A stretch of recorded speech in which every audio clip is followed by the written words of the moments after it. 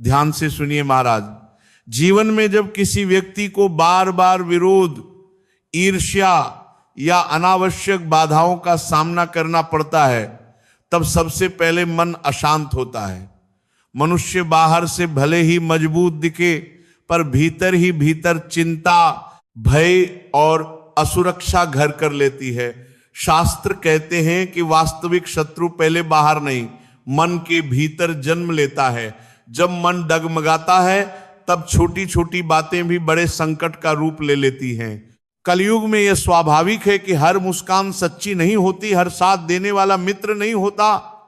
कई बार विरोध सामने से नहीं आता, बल्कि मौन में, पीठ पीछे ईर्ष्या और नकारात्मक भाव के रूप में आता है। ऐसे समय में शास्त्र हमें सिखाते हैं कि प्रतिशोध नहीं, बल्कि संयम और शुद्ध भाव से किया गया छोटा सा प्रयोग भी मन को स्थिर कर सकता है। और जब मन स्थिर होता है, तब विरोध अपने आप कमजोर पड़ने लगता है। लाल मिर्च महाराज केवल तीखापन नहीं, बल्कि तेज जागरूकता और नकारात्मकता के क्षय का प्रतीक मानी गई है। यह उपाय किसी को हानि पहुंचाने के लिए नहीं, बल्कि अपने चारों ओर बनी नकारात्मक ऊर्जा से स्वयं को मुक्त करने के लिए माना गया है। इसीलिए इसे क्रोध में नहीं, शांत चित्त और स्पष्ट भाव से किया जाता है। और संध्या के बाद या रात्रि के समय जब घर में शांति हो, 2 सूखी लाल मिर्च लें, मन को स्थिर कर लें और कुछ क्षण आंख बंद करके यह भाव करें कि जो भी मेरे जीवन में अनावश्यक विरोध, भय या बाधा बनकर खड़ा है, वह अब मुझसे दूर हो रहा है।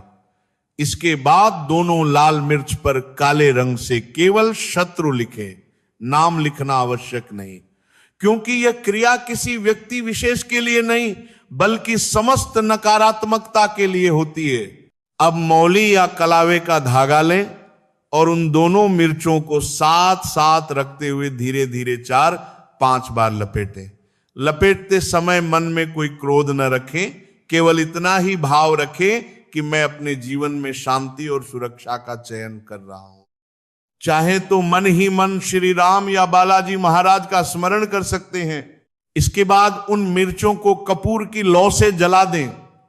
यह अग्नि प्रतीक है उस नकारात्मकता के विसर्जन का जो अब आपके जीवन में आवश्यक नहीं है। जो राख बचे उसे बहते जल में प्रवाहित कर दें। यह प्रक्रिया बताती है कि आप पुराने भय और विरोध को छोड़कर आगे बढ़ रहे हैं। याद रखिए महाराज, ये उपाय किसी को डराने या नष्ट करने का नहीं, बल्कि अपने भीतर साहस और स्थिरता जगाने का है। जब मनुष्य भीतर से मजबूत होता है, तब विरोध स्वयं ही अर्थहीन हो जाता है। जो व्यक्ति शांत रहता है, उसे कोई अधिक समय तक परेशान नहीं कर पाता। ये अभ्यास हमें यही सिखाता है कि शांति सबसे बड़ा कवच है और संयम सबसे बड़ी शक्ति। जब मन शांत होता है, तब जीवन अपने आप संतुलन की ओर बढ़ने लगता है। जय श्री कृष्णा।